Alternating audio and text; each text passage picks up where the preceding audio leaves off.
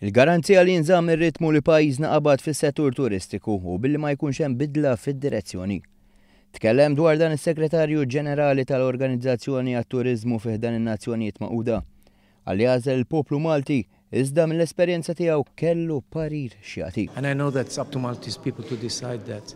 But from our objective perspective, continuity is absolutely crucial and important. Absolutely.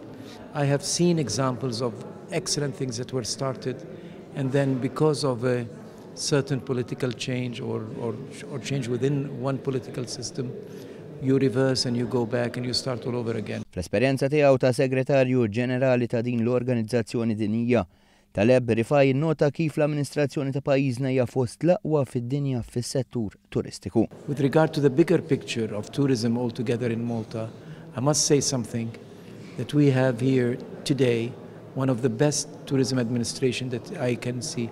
I deal with all the governments of the world. Taleb Rifai kompla l-kumment tiegħu ma' One News kif bdieħ. Malta għandha bżonn kontinwità. I think whatever happens here, and it's of course the choice of the Maltese people, we need to build on the successes that have been happened. We need to consolidate them. We need definitely a solid continuity with the same vigor and the same commitment.